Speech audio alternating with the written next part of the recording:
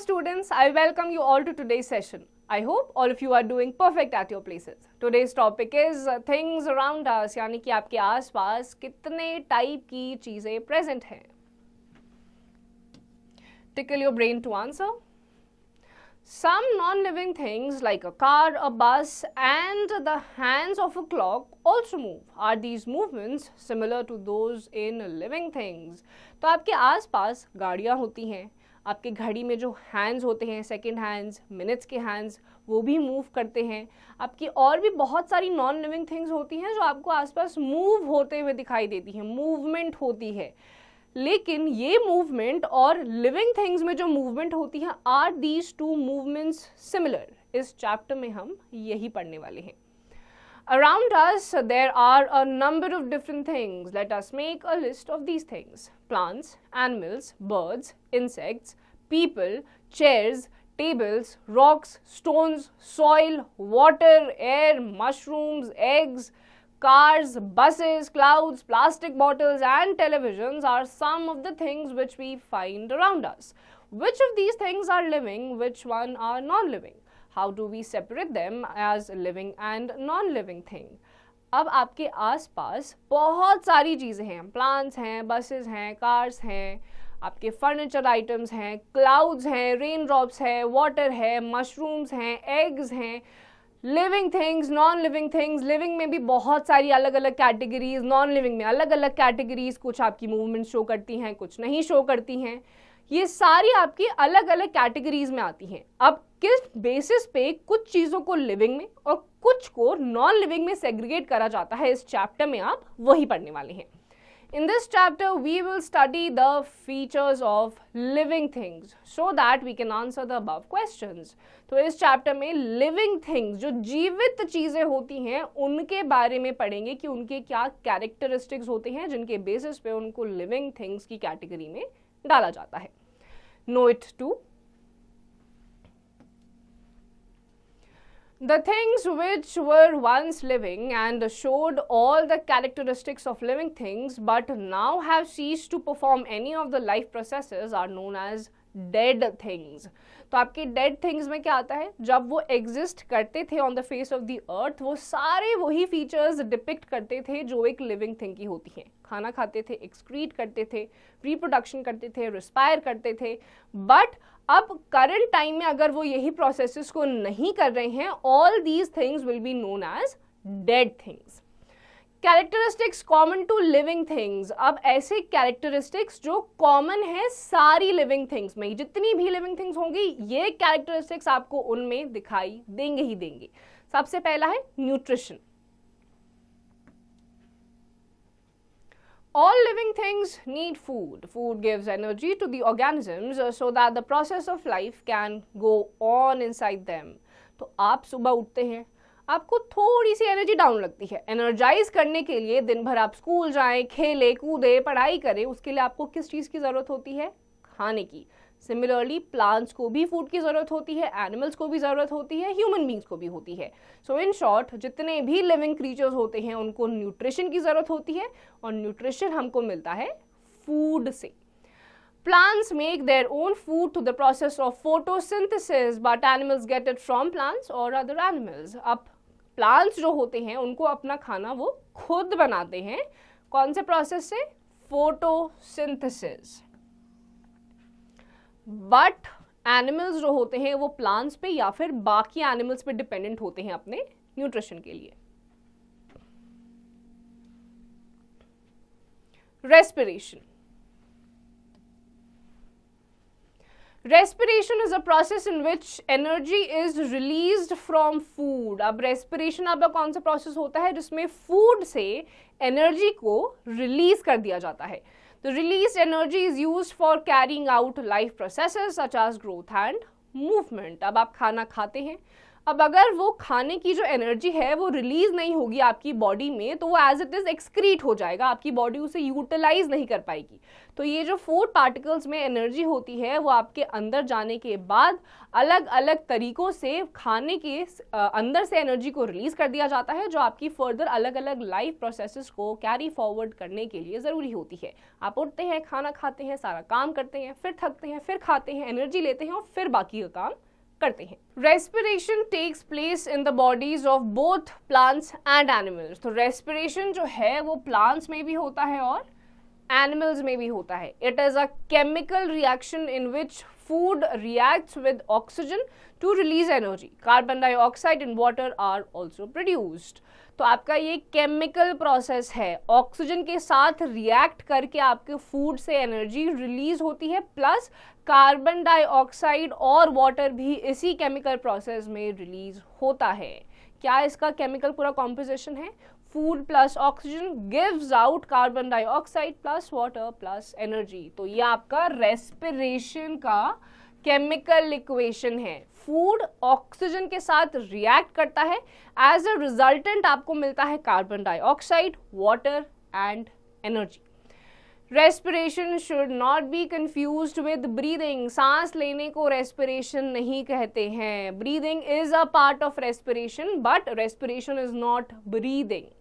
Breathing is the process of air moving in and out of the body. Breathing is a part of respiration. It involves exchange of gases, oxygen and carbon dioxide. तो आपका जो breathing होता है, this is the intake of air and letting the air out of your body. आप oxygen का intake करते हैं और कार्बन डाइऑक्साइड को बाहर की तरफ फेंकते हैं, ये ब्रीदिंग होता है।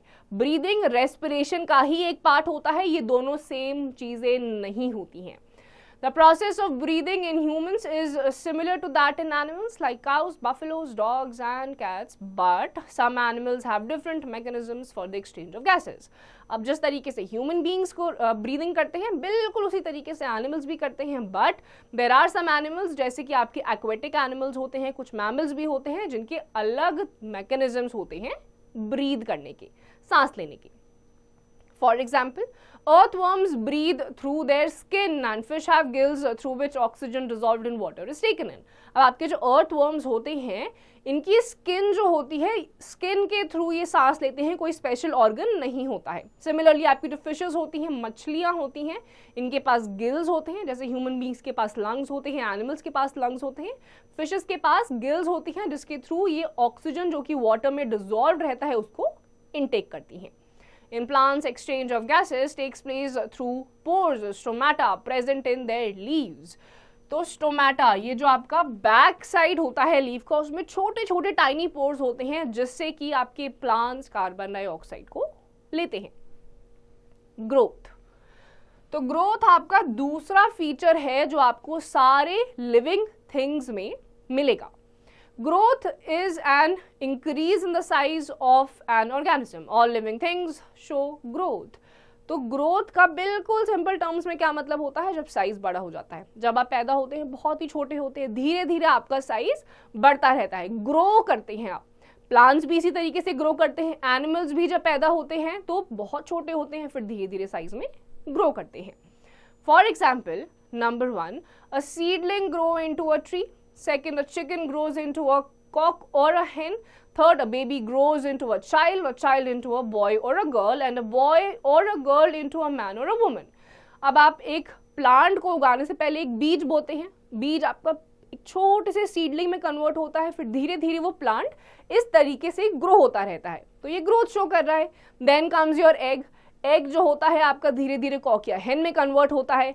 फिर आपके जो ह्यूमन बींग्स होते हैं, पहले एक बेबी होता है, बेबी बॉय या बेबी गर्ल, फर्दर आपके एक ग्रोन अप बॉय या गर्ल में कन्वर्ट हो जाते हैं, फिर फर्दर वो एक मैन और वुमन में ग्रो कर जाते हैं। Growth in the living things is irreversible and permanent. It is eternal as it takes place by the addition of new body material. अब आपका जो ग्रोथ है इरिवर्सिबल है। इरिवर्सिबल का मतलब क्या होता है, जिसे आप चेंज नहीं कर सकते। पेड़ आपका एक बार बड़ा हो गया, उसको आप काटेंगे ही सीधा, वापस उसको छोटे में सेम पेड़ को कन्वर्ट नहीं कर सकते। आपकी बॉडी ग्रो कर गई है, वापस आप बेबी में कन्वर्ट नहीं हो सकते हैं। तो ये जो ग्रोथ का प्रोसेस होता है ये इरिवर्सिबल होता है and it is internal. Internal यानी कि अंदरूनी है, ये बाहर से ही आप बड़े होते हैं, वो ग्रोथ आपकी दिखती है, बट आप कुछ इनटेक करते हैं। प्लांट्स में आप पानी डालते हैं, सॉइल में मिनरल्स होता है, उसका वो इनटेक करते हैं, तब वो बड़े होते हैं, ग्रोथ शो करते हैं। आप खाना खाते हैं, न्यूट्रिशन आपको मिलता है, इंटरनली वो होता है, एनर्जी आपको अंदर से मिलती है एंड उसके बाद आप ग्रोथ शो करते हैं। Non living things generally do not grow, तो यहाँ पर जनरली मेंशन किया गया है, यानी कि आपके कुछ नॉन लिविंग थिंग्स ऐसे भी देखे जा सकते हैं जो कुछ हद तक ग्रोथ शो करते हैं, बट मेजरली आपके नॉन लिविंग थिंग्स ग्रो नहीं करते। If growth occurs, it is due to accumulation of the material they are made of. It is a reversible and external. For example, formation of crystals of ice, sugar and salt is simply the accumulation of the materials they are made of. अब आप for example आप furniture बनाते हैं, furniture जो होता है ये भी आपका एक नॉन लिविंग थिंग होता है और ये ग्रो नहीं कर सकता है। यहाँ पर आपकी चीजें ग्रो तभी करती हैं जब आप मटेरियल्स को अक्यूमुलेट करते हैं। अक्यूमुलेशन का मतलब होता है इकट्ठा करना। आप सॉल्ट को आपने रखा हुआ है, सॉल्ट में आप और सॉल्ट ऐड करते रहेंगे तो उसका जो साइज है वो बढ़ता रहेगा। तो इन केसेस में आपको नॉन लिविंग थिंग्स में ग्रोथ शो होती है, बट ये एक्सटर्नल होती है एंड रिवर्सिबल होती है। सॉल्ट को वापस हटा दीजिए, उसका साइज वापस कम हो जाएगा। Excretion. When food and oxygen are used in the body, waste products are produced. These are poisonous, and if they remain inside the body, they can kill the organism. To prevent this from happening, the body has a way of getting rid of its harmful wastes. The process of getting rid of wastes by the living organism is called excretion. अब excretion का मतलब क्या होता है? Excrete का मतलब होता है किसी भी चीज को बाहर निकालना। तो एक्सक्रीशन का नेचुरली प्रोसेस कौन सा हो जाएगा? जिसके थ्रू बॉडी अपने अंदर के वेस्ट प्रोडक्ट्स जो कि पॉइजनस होते हैं, जहरीले होते हैं, if they will be retained inside your body or if they will remain inside your body for longer period, या आपकी बॉडी को हार्म पहुंचा सकते हैं, यहाँ तक कि आपको मार भी सकते हैं। तो बॉडी के अपने ही अलग अलग प्रोसेसेस होते हैं जिसमें ये वेस्ट प्रोडक्ट्स को बाहर फेंकता है बॉडी से अलग अलग फॉर्म्स में।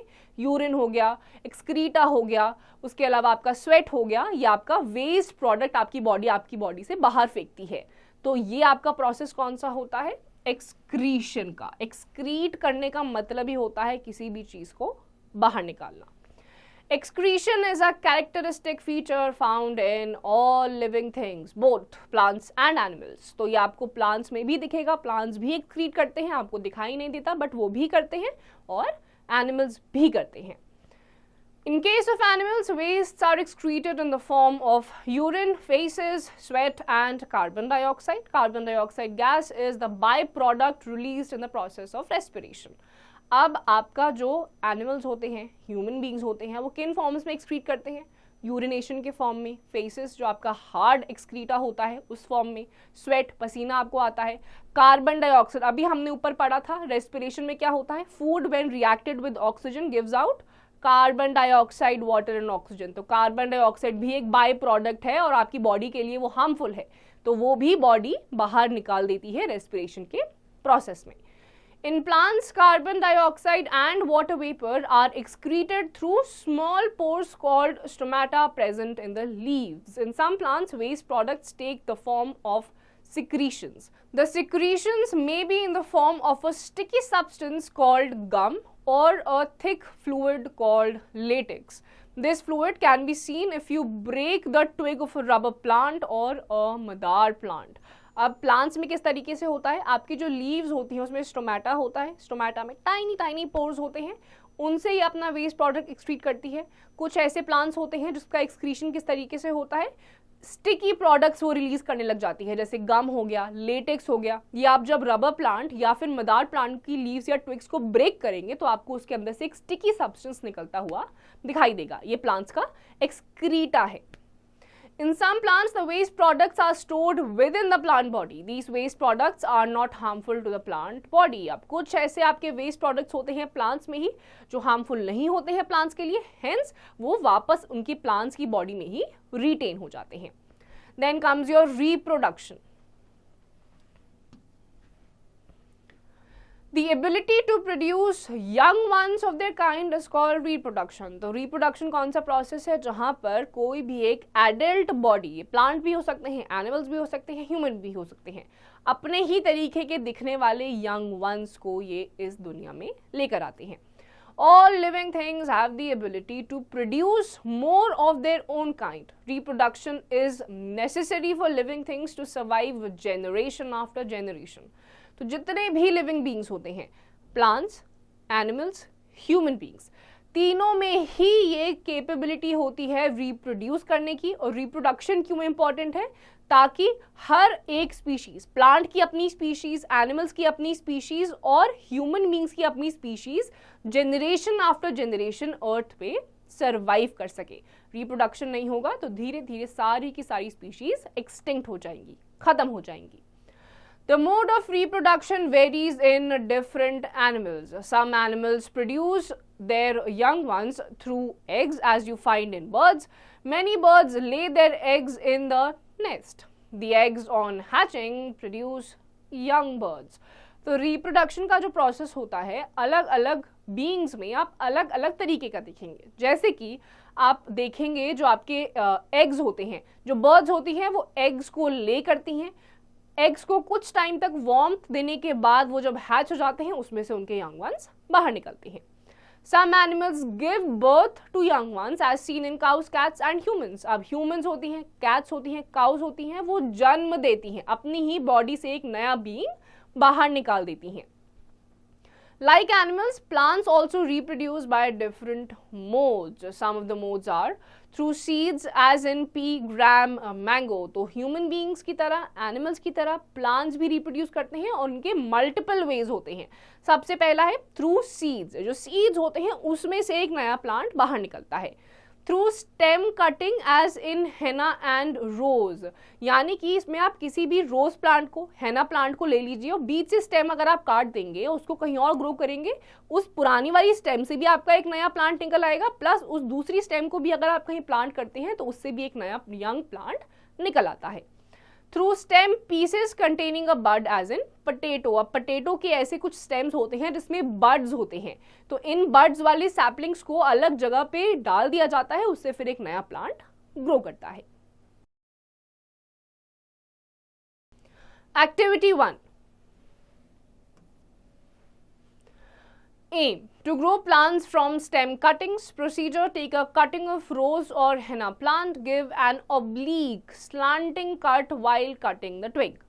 Take a pot with soil and fix the cutting in it. Water the pot regularly. Make observations after a few days. Observations: you will find that a new plant starts developing from the cutting planted in the soil. अब आपको यहाँ पे क्या लेना है, एक plant जो बढ़ रहा है उसकी आपको स्टेम की कटिंग ले लेनी है. हेना, रोज कोई भी आप ले सकते हैं, but you have to make sure कि आपको स्लैंट कट मारना है, यानी कि जो प्लांट की आपका ऐसा स्टेम होगा ऐसे नहीं काटना है, ऐसे टेढ़ा काटना है ताकि थोड़ा स्लांटिंग सा कट आ जाए. और उसको आपको एक मिट्टी वाले पॉट में ग्रो करने के लिए डाल देना है. रेगुलरली पानी डालिए, कुछ दिनों के बाद आप ऑब्जर्व करेंगे उससे एक नया प्लांट निकल आएगा. मूवमेंट. अब आपकी जो लिविंग बींग्स होते हैं जितने भी, वो आपको मूवमेंट भी शो करते हैं. Living things show movement. Most animals move from one place to another and also show other body movements.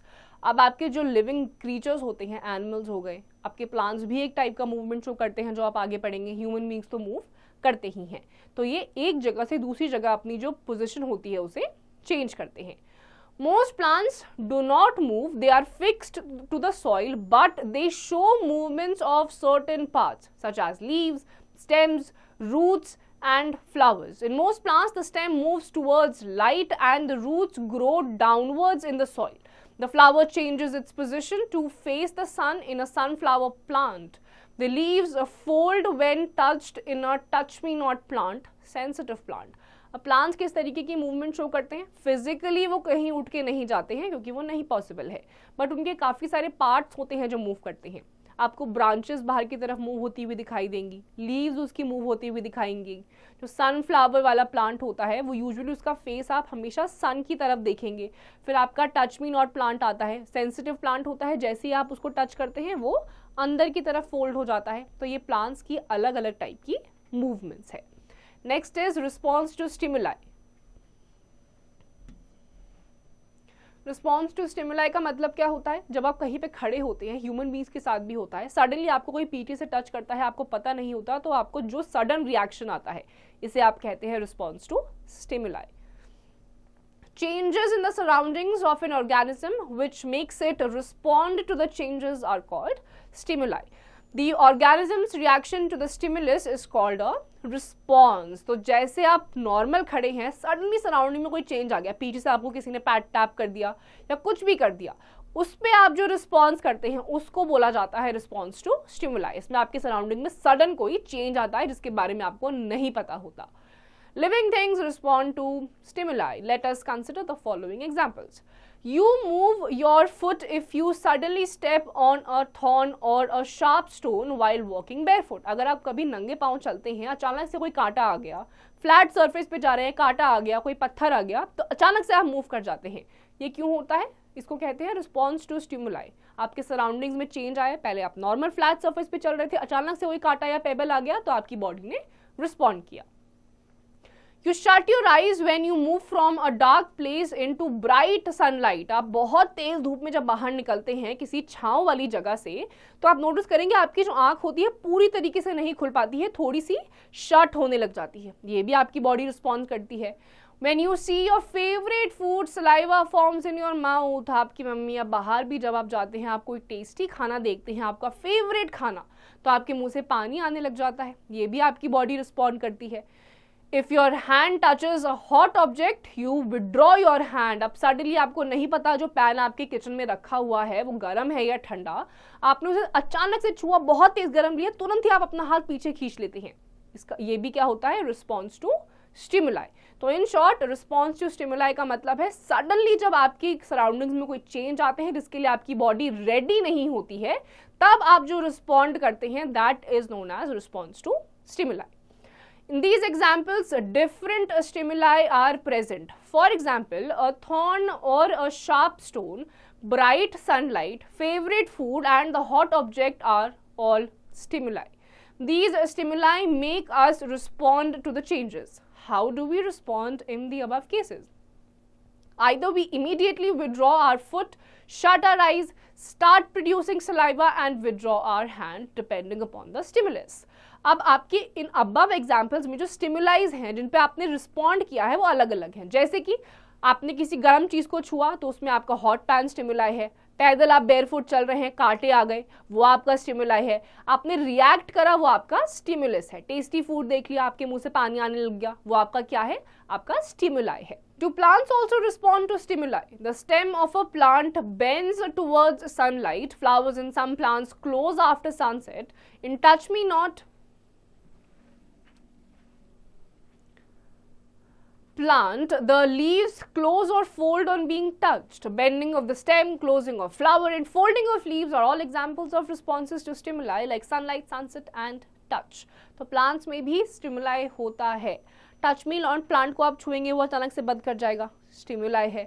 आपका सनफ्लावर जो होता है या स्टेम्स होते हैं वो सनलाइट के डायरेक्शन में दिखाई देता है, ये भी स्टिमुलाई है।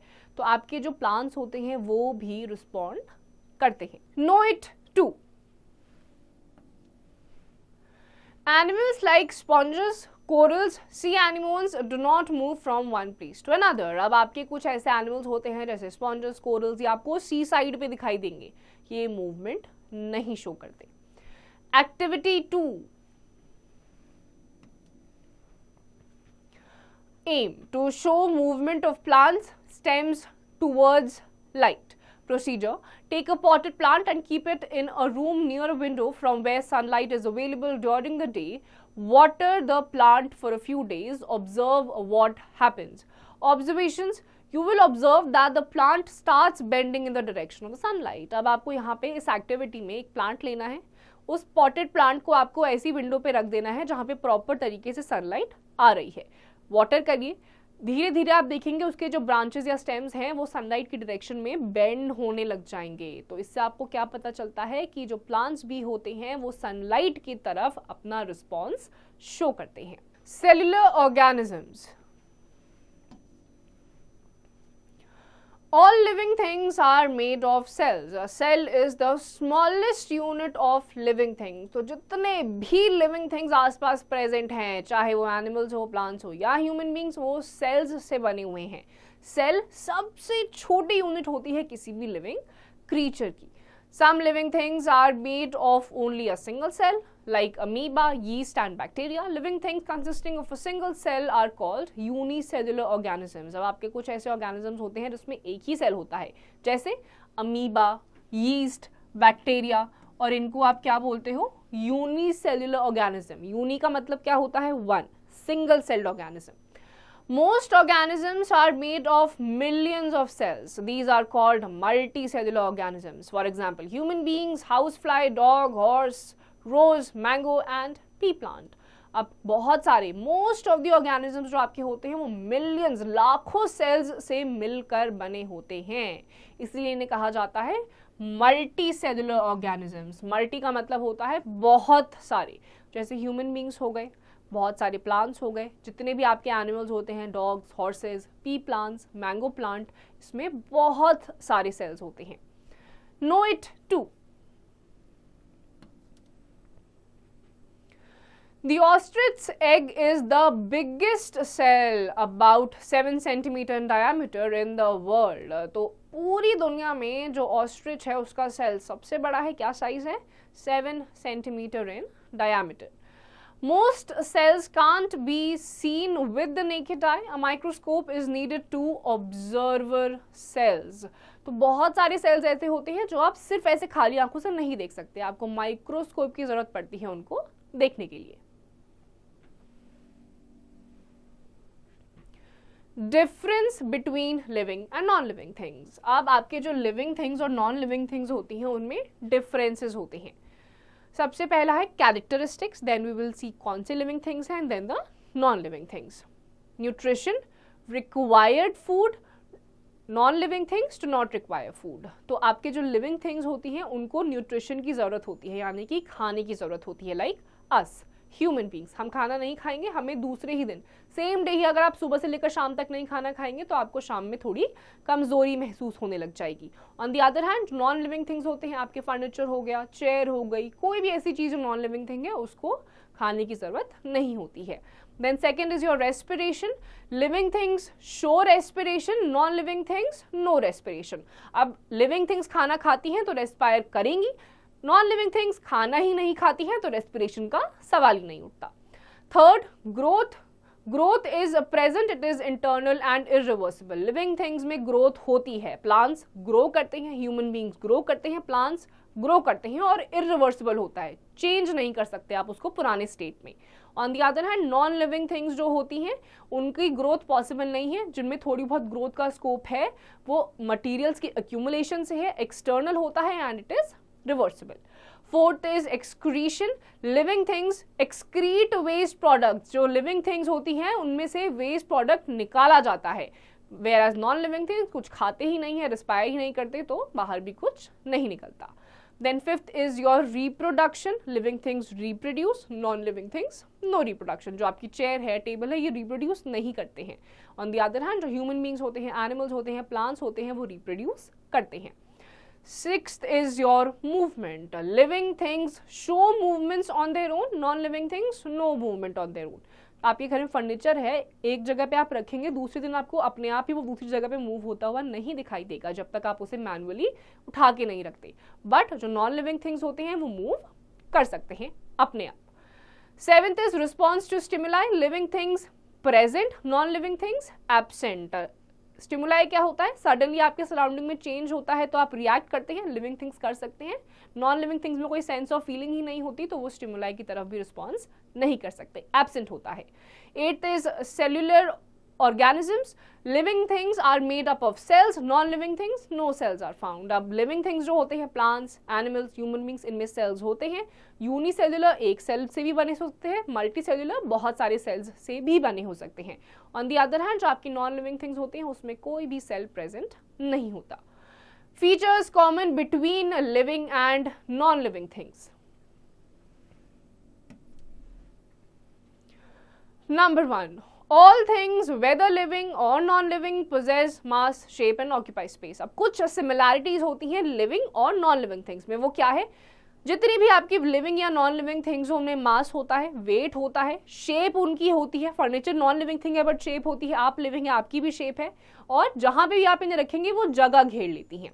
Second, they are made up of basic structural units. In case of living things, cell is the structural unit. In a non-living thing like a chalk, the molecule is the structural unit. अब जितने भी आपकी चाहे living thing हो या non living thing हो उसमें structural unit होती है, यानी कि जो चीज उनका स्ट्रक्चर फॉर्म करती है. जैसे लिविंग थिंग्स में सेल्स होती हैं, स्ट्रक्चरल यूनिट. सिमिलरली आपके जो फर्नीचर्स होते हैं उसमें वुड का जो पहला पार्टिकल होता है वो उसका स्ट्रक्चर फॉर्म करता है. तो ये आपकी कुछ सिमिलैरिटीज हैं जो लिविंग और नॉन लिविंग थिंग्स दोनों में देखी जाती है. Differences between plants and animals. अब प्लांट्स एंड एनिमल्स दोनों ही लिविंग थिंग्स हैं लेकिन इनमें कुछ डिफरेंसेस होते हैं. सबसे पहला है characteristic plants and then animals. Number 1, nutrition. Plants can prepare their own food, autotrophic in nutrition. Animals cannot make their own food, obtain food from plants or other animals, heterotrophic in nutrition. अब आपके दो तरीके के nutritions होते हैं. Autotrophic जहाँ पे खाना खुद बना लिया जाता है, जैसे कि प्लांट्स में प्लांट्स अपना खाना खुद बनाते हैं. On the other hand animals का हेटरोट्रॉफिक न्यूट्रिशन होता है, यानी कि ये प्लांट्स या फिर दूसरे एनिमल्स पे डिपेंड होते हैं अपने न्यूट्रिशन के लिए. Then second is locomotion. Plants fixed to the soil do not show free movements. Plants एक ही जगह soil से जुड़े हुए होते हैं और free movement यानी कि अपनी ही मर्जी से इधर उधर नहीं मूव कर सकते हैं. Animals show locomotion from one place to another. अब जो animals होते हैं उनके पास legs होते हैं तो वो move कर सकते हैं. Third is growth. Plants localized in certain regions, animals diffused in all parts of the body. अब आपकी जो growth होती है वो प्लांट्स के कुछ रीजन्स में ही आपको ग्रोथ होती हुई दिखाई देती है, बट एनिमल्स में डिफ्यूज का मतलब क्या होता है, सारे ही पार्ट्स में आपको अलग अलग टाइप की ग्रोथ दिखाई देगी. तो ये आपके प्लांट्स और एनिमल्स जो कि दोनों ही लिविंग बीइंग्स हैं लेकिन उसमें कुछ डिफरेंसेस हैं. Keep in mind. Respiration, the process in which energy is released from food. Breathing, the process of air moving in and out of the body. Growth and increase in size of an organism. Excretion, the process of getting rid of wastes by the living organisms. Reproduction, the ability to produce young ones of their kind. Stimuli, changes in the surroundings of an organism which makes it respond to the changes. Unicellular organisms, living things consisting of single cell. Multicellular organisms, living things made of millions of cells. तो respiration क्या होता है, जहाँ पे आपका food oxygen के साथ react करके gives out carbon dioxide, water and energy. Breathing is a part of respiration and they are not similar. Breathing में आप एयर को अंदर लेते हैं और बाहर फेंकते हैं. देन ग्रोथ, एक्सक्रीशन, रिप्रोडक्शन, ये सारे आपके लिविंग थिंग्स के कैरेक्टरिस्टिक्स हैं. कुछ आपके यूनिसेल्युलर ऑर्गेनिजम्स होते हैं यानी कि एक ही सेल से बने होते हैं. कुछ आपके मल्टी सेल्युलर ऑर्गेनिजम्स होते हैं like human beings, plants and animals जो कि मिलियंस ऑफ सेल से बने हुए होते हैं. Wrap it up. All things we see around us can be categorized into living and non-living things. Living things need food, they respire, grow, excrete, reproduce, show movement and respond to stimuli. All living things are made up of cells. तो आपने इस chapter में देखा कि आपके आसपास बहुत सारी चीज़ें होती हैं. कुछ आपकी लिविंग थिंग्स होती हैं, कुछ नॉन लिविंग थिंग्स होती हैं. अब लिविंग थिंग्स जो होती हैं उनमें स्टिमुलाई होता है, जो आपकी चेंजेस, अचानक से आपके सराउंडिंग में चेंजेस आते हैं, किस तरीके से आपकी बॉडी रिएक्ट करती है उसको आप बोलते हैं response to stimuli. On the other hand non living things में ये नहीं होता है. लिविंग थिंग्स में ये होता है, एनिमल्स में भी होता है, ह्यूमन बींग्स में भी होता है, प्लस प्लांट्स में भी होता है। और जितने भी लिविंग थिंग्स होते हैं वो सेल्स से बने हुए होते हैं, चाहे एक यूनिसेल्युलर हो या फिर मल्टी, बहुत सारे सेल से बने हुए हों। So students, with this we come to the end of this chapter. इसकी जितनी भी एक्सरसाइजेज हैं आप खुद से करिए।